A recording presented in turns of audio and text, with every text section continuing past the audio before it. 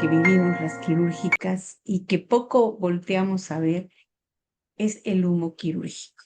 Cuando estamos ahí en plena cirugía, ¿verdad? Utilizando nuestros electrocauterios, utilizando herramientas eléctricas que también provocan humo, pero más la que provoca humo con los tejidos, ¿sí? El tema muy interesante de hoy, vamos a ver factores de riesgo asociados a la exposición del personal de salud al humo quirúrgico en el quirófano, ¿sí? Nuestra ponente de hoy, la licenciada en enfermería Adriana Arredondo Leos.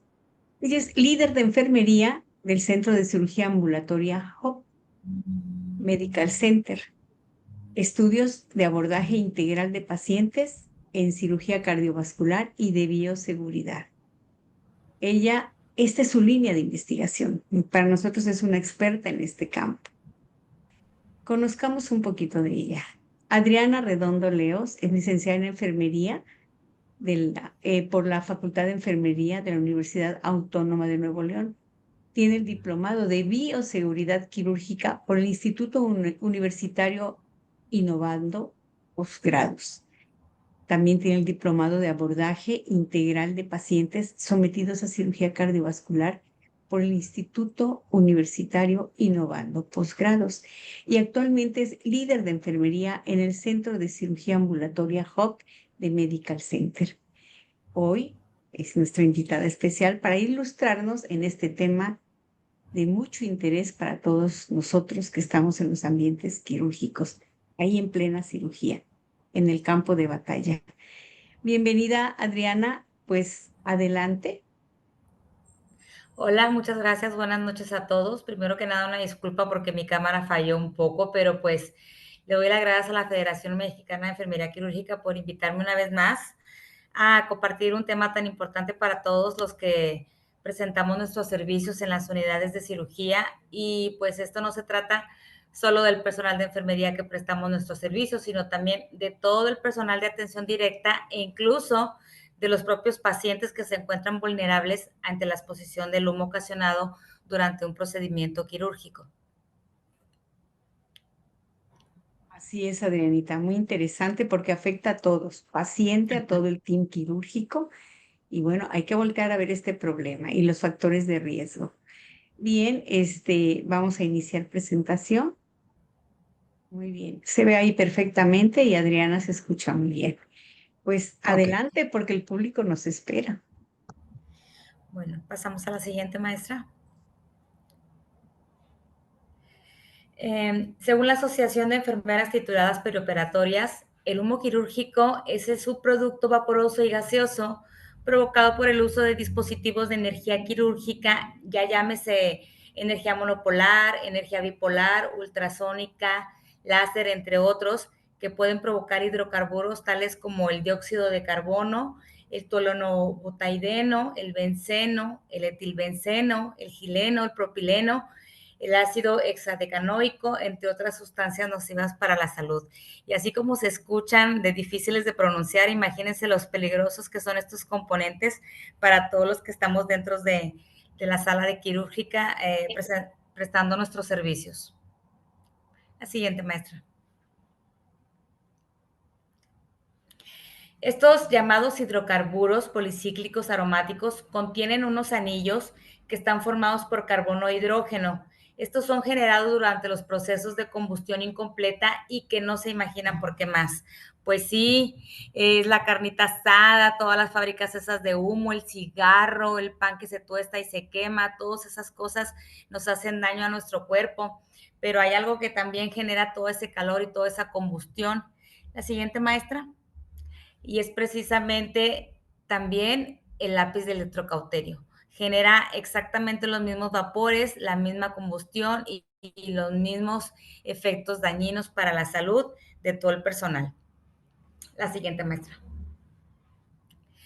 En la literatura médica, los términos humo quirúrgico y aerosol o columna de humo se utilizan indistintamente, aunque la diferencia entre ellos se estriba en el tamaño de las partículas de las micras de los humos. Por ejemplo, en el humo quirúrgico procede la utilización de instrumentos electroquirúrgicos utilizados en cirugías convencionales y estas contienen partículas de materia muy, muy pequeñita. Están consideradas muy peligrosas en cuanto al daño químico. Entre más pequeñas, más peligrosas porque es lo que más dentro se nos mete al cuerpo. Mientras que en la columna de humo, que son los aerosoles, se describe como una suspensión de partículas en un gas y contiene las partículas de mayor tamaño. Eso no quiere decir que no dañen, claro que sí, dañan un poco menos, pero causan un daño. Estas también tienen un principal interés en cuanto al daño biológico. Si ustedes pueden ver las vías respiratorias, pues las micras superan, el tamaño de las micras supera al tamaño de las micras de los componentes químicos del humo. La siguiente, maestra.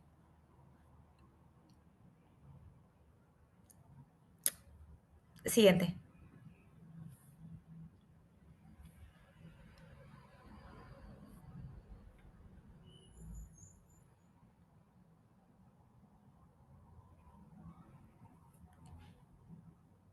¿Me escuchan? ¿La que sigue?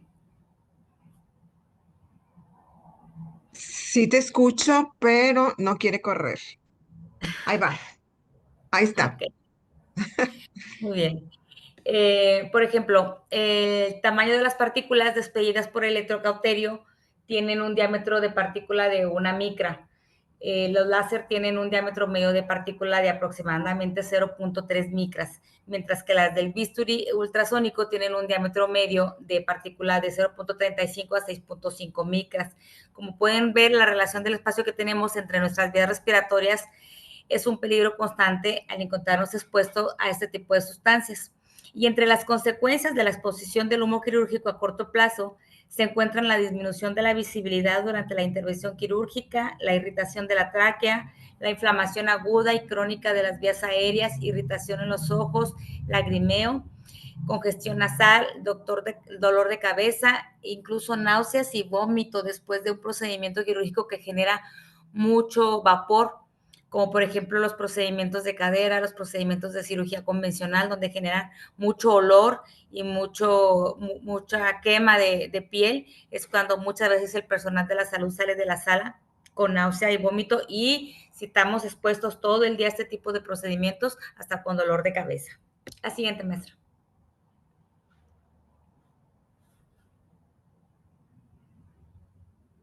Estoy batallando un poco para avanzar, ¿eh?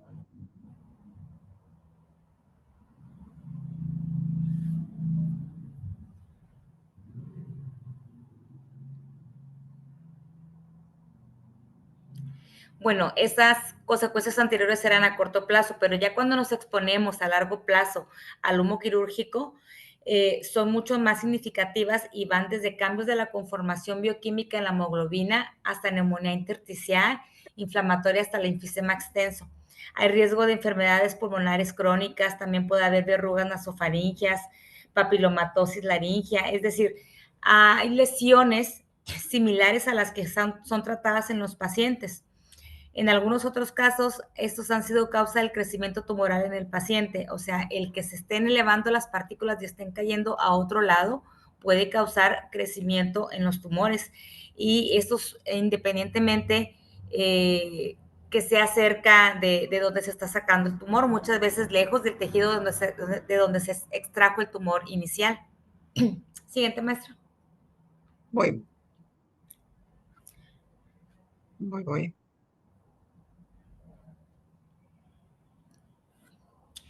El avance continuo de la medicina hace que la cirugía de invasión mínima sea una muy buena opción para las personas, ya que esto se asocia a la disminución del dolor, a una hospitalización más corta y a menos complicaciones postquirúrgicas. Los médicos eligen las cirugías de mínima invasión por los beneficios que traen a los pacientes.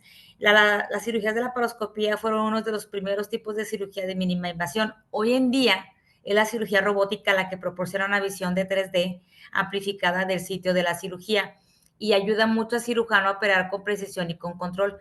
Pero toda esta tecnología es benéfica para el trans y el postoperatorio de los pacientes, a pesar de los costos que conlleva llevarlas a cabo. Sin embargo, el personal de salud sigue estando expuesto al humo quirúrgico, o sea, que se genere menos invasión al tejido del paciente no quiere decir que nosotros estemos reduciendo los riesgos a la salud. Si pueden ver en la cabina de la cirugía robótica que tenemos en la imagen de la derecha, el médico se encuentra a veces a 1 metro o a 1,5 metros de donde está el paciente, pero el personal de salud se encuentra en contacto directo con el paciente. Entonces, él puede acomodarse a 2 o 3 metros del paciente, pero es el personal de enfermería, son los ayudantes quienes se encuentran directamente expuestos a los hidrocarburos generados por la alta temperatura de las piezas utilizadas en la cirugía robótica también. La siguiente, maestra.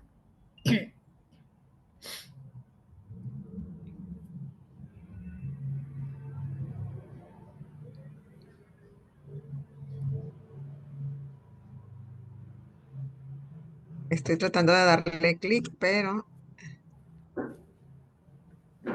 Entonces es su internet. yo creo que sí. Hoy no quiso el internet muy bien.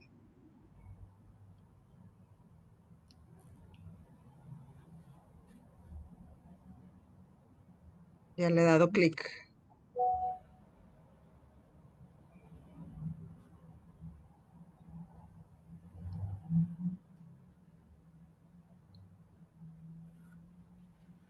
Uy, Bueno, como personal del área quirúrgica es fundamental entender los principios básicos de las unidades energéticas utilizadas en el paciente para prevenir complicaciones y garantizar un desempeño profesional adecuado.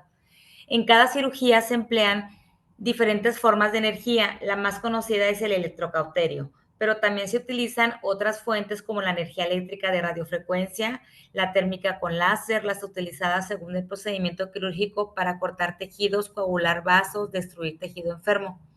Todos estos dispositivos que les presento aquí en la imagen son muy seguros si se utilizan de una manera adecuada y también si se guardan las medidas de seguridad necesarias, ya que este tipo de energía se transporta mediante materiales conductores como el cobre, la plata y el oro, entre otros metales. Cuando un flujo de electrones se encuentra en una sustancia menos conductora, esta busca un camino de menor resistencia, pero si no lo encuentra, la energía se transforma en calor y es cuando se despiden las partículas contaminantes de acuerdo al equipo utilizado, y ya sea desde los más antiguos hasta los más sofisticados. Por ejemplo, los dispositivos electroquirúrgicos utilizan corrientes de radiofrecuencia para cortar y coagular. Esta corriente pasa a través de los tejidos corporales generando calor, lo que hace que las paredes celulares se rompan, liberando el líquido celular en forma de vapor. Y el contenido en el aire. Este humo, si lo alcanzamos a ver, siempre vemos la columnita de humo y la mayoría de las veces también lo alcanzamos a oler, sin dimensionar el peligro al que nos enfrentamos constantemente, porque muchas veces hasta estamos en cirugía y aspiramos el olor y decimos, ay, la carnita, ay, ya hace hambre, pero si supiéramos lo peligroso que es, pues tomaríamos otras medidas. Por otro lado, estos dispositivos que estamos presentando son ultrasónicos. Estos aplican un movimiento mecánico de frecuencia de 55.5 kHz en la punta del dispositivo. Son muy rápidos.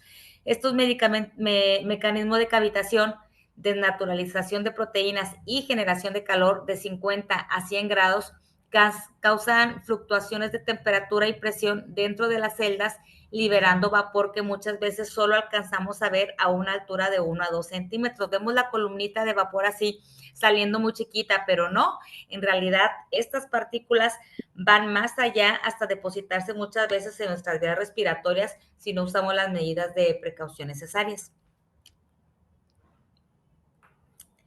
Así es como vemos muchas veces la puntita de estos dispositivos que también tienen como que una manguerita de agua para realizar su función, y vemos las partículas a 1 o 2 centímetros, pero después ya no las vemos y eso no quiere decir que no nos alcancen. Casi siempre nos alcanzan también y de estas sí no nos damos cuenta.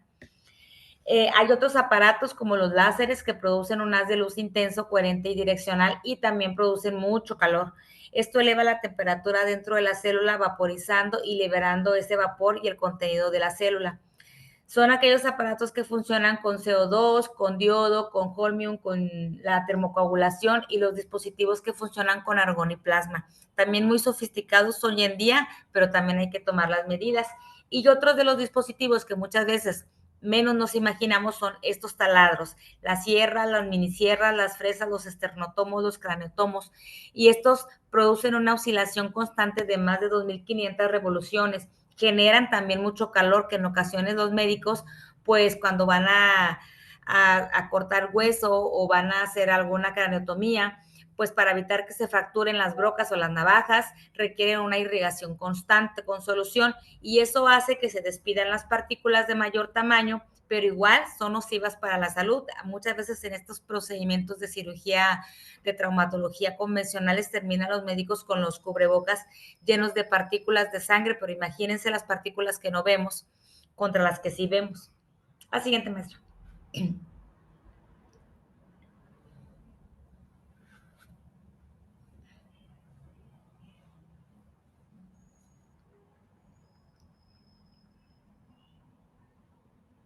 Voy, espérame tantito.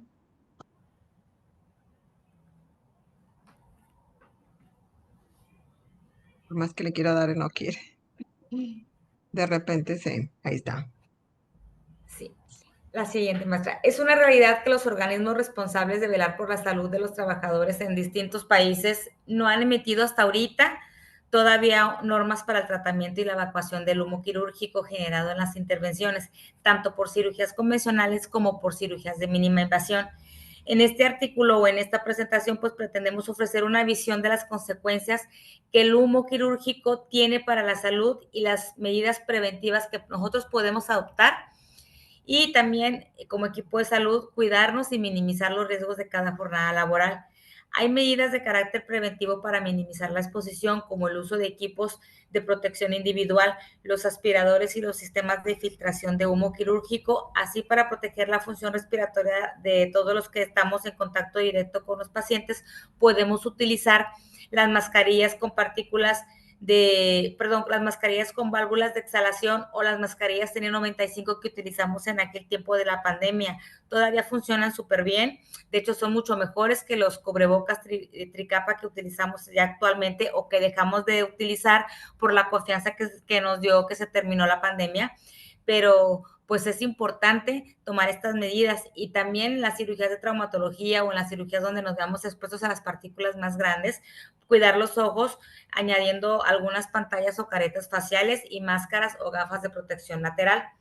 En el transoperatorio de cirugías de mínima invasión podemos adaptar medidas preventivas para evitar la exposición, como intentar trabajar con presiones intraabdominales más bajas cuando utilizamos el neumoperitoneo, utilizar trócares que permitan mantener estancado el neumoperitoneo, ser un poco más selectivo con el uso del electrobisturi, usar más la tijera para la disección, el uso de dispositivos de evacuación del humo mediante el sistema de filtrado, que son capaces de evitar el paso de microaerosoles de hasta un 99.9%. También evitar pérdidas bruscas de neumoperitoneo, sobre todo al final de la cirugía y durante la extracción de la pieza, o cuando el médico todavía está en cirugía, que el peritoneo se le llena de humo generado por el calor y nos dice, abre un puerto para que se salga el aire, pero por lo general el personal de enfermería abrimos siempre el puerto que está cerca de nosotros. Hay que abrir el puerto que esté más alejado del personal, que por lo general siempre ponen uno muy abajo, y ese es el que tenemos que abrir. En España, la normatividad actual de prevención se limita a las medidas de control de la calidad ambiental en hospitales. Es decir, los quirófanos deben experimentar un mínimo de 15 a 20 renovaciones del aire, y la presión dentro de ellos ha de ser positiva respecto a la de su entorno, lo que se consigue con tasas de impulsión de un aire de un 15% superiores a las de la extracción.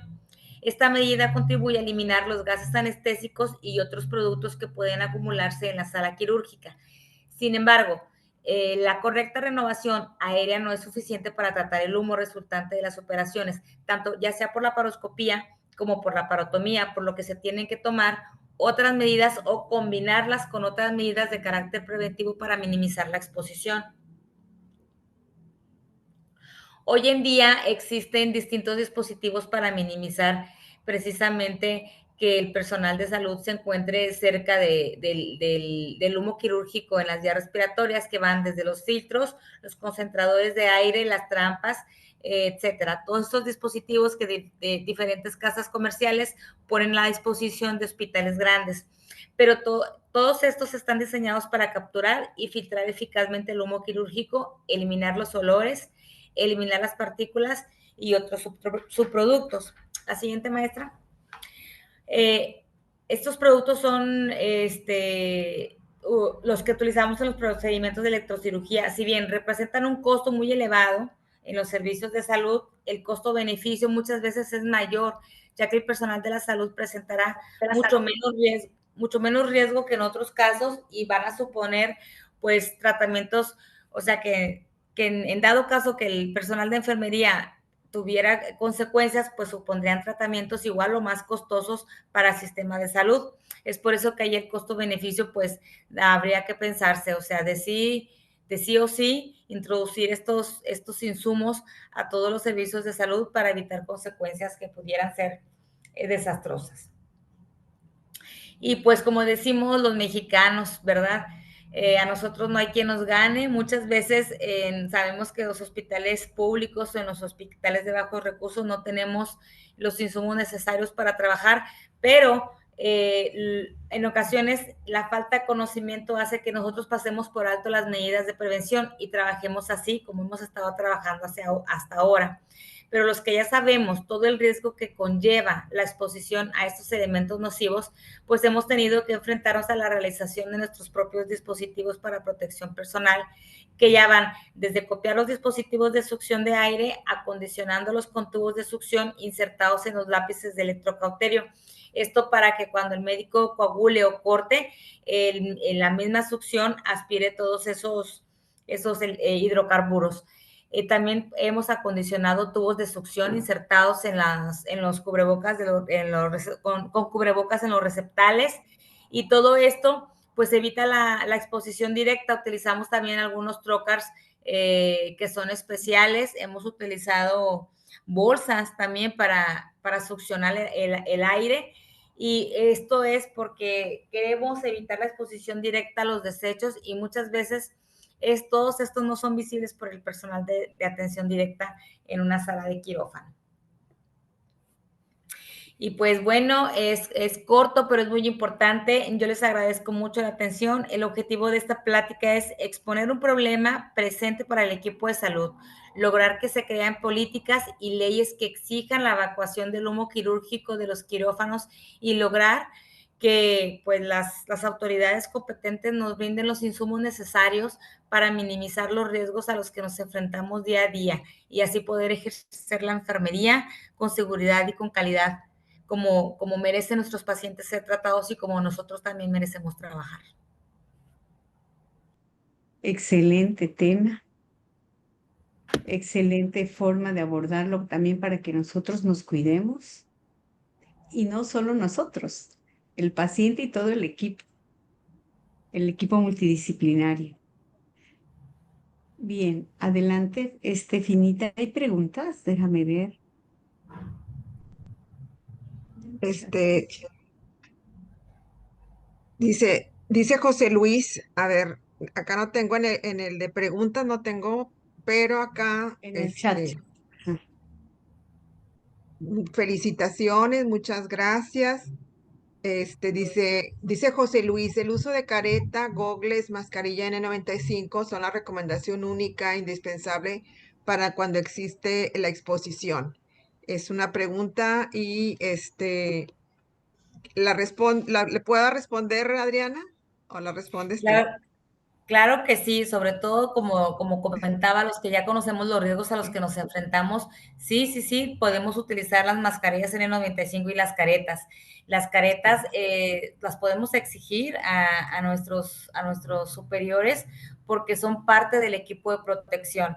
A partir de la pandemia, no es que a partir de la pandemia surgieran estos problemas, sino que a partir de la pandemia nos dimos cuenta que todo el personal de salud es una parte importante en la atención del paciente, y que todo el personal de salud tenemos que tener los cuidados necesarios para poder brindar la atención que ellos merecen. Entonces, fue un parteaguas del 2020 hacia acá, el 2020 hacia atrás, porque hemos avanzado mucho en este tema, y sobre todo hemos ahorita estado más conscientes para exigir lo que realmente tenemos que tener para evitar estos riesgos a la las exposiciones de los hidrocarburos, que vienen desde muchos años atrás, pero como lo digo, o sea, el 2020 fue un parteaguas en la atención médica y pues sí, son necesarios y casi obligatorios en los procedimientos quirúrgicos. Efectivamente, Adriana, es muy importante esa parte de lo que es el equipo de protección personal que debe utilizar, pero el que más nos va a ayudar son los evacuadores que aquí en México no los tenemos. Entonces, permítanme decirles que estamos por iniciar otra investigación. Este es el mes de las investigaciones. Todavía no tenemos bien el cuestionario de humo quirúrgico que pronto la semana que entra ya va a estar listo para que nos puedan apoyar a contestarlo y y ahí debe de salir si tienen o no tienen evacuadores. Hasta donde yo sé, aquí en México no hay, ¿verdad? Más lo que tú mencionaste ahorita, Adriana, de los hechizos, donde está directamente el humo se está absorbiendo a una parte. Entonces, a lo que es un receptáculo, ¿no? Pero normalmente un evacuador no tenemos, como nos lo dicen las enfermeras americanas, ¿verdad? Ellas han luchado bastante en sus leyes para que existan todos estos equipos de protección. Bien, Verónica dice, ¿hay evidencia del impacto bioquímico al paciente cuando se realiza de modo laparoscópico, es decir, cuando el humo se reabsorbe en cavidad del paciente? Sí, sí hay evidencia que avala eso. De hecho, en la Asociación de Enfermería de los Estados Unidos, Ujú. en el último edición que Sus les guías, puse la sí, sus guías. bibliografía, lo dice que sí, los pacientes también se encuentran expuestos, todo el equipo que se encuentra dentro de la sala, no nada más el equipo de salud, sino el paciente, también estamos expuestos a los factores de riesgos que producen el estar cerca de estos hidrocarburos. Sí, Marta Lara nos dice, hay que fundamentar bien la gestión de las mascarillas del N95 para su uso en los procedimientos quirúrgicos. Efectivamente, y es a través de la investigación que nosotros podemos hacer muchas cosas, ¿verdad? Evidenciar cómo estamos en México, qué tanto se está protegiendo con respecto al humo quirúrgico. Dice Marta Lara, una mexicanada le quitan la cánula a Yankauer y ponen el tubo para que aspire el humo. Pues sí, ¿verdad? Pero es mejor que se vaya para allá, pero no es la forma adecuada, es una mexicanada definitivamente. Dice Isela, se fundamenta en el Reglamento Federal de Seguridad y Salud en el Trabajo. Efectivamente, las leyes, sí hay leyes, sí hay una norma de los gases que pudieran ser perjudiciales para nosotros y vienen en esa norma, en la norma, vienen qué tipo de gases como el benceno, los que tú mencionaste, sí los menciona la norma, pero el humo quirúrgico no está contemplado, entonces tenemos que hacer más allá, ¿verdad? Hay preguntas acá, dice, ¿existe algún concepto que pague o cubra ese riesgo? Ahorita no, hay algunas instituciones privadas que pagan, ¿cómo se le llama? El riesgo por área crítica, pero no todas las instituciones están obligadas. Entonces, pues no, lamentablemente no, que es precisamente con estos temas tan importantes por estos medios que necesitamos darnos a ver y darnos a conocer y dar a conocer estos temas y los riesgos que conlleva para que pudieran en algún momento, pues, dignificar la profesión, o sea, y darnos lo que necesitamos para protegernos. Sí. Dice, ¿el humo puede contagiar una enfermedad? ¿Cuál?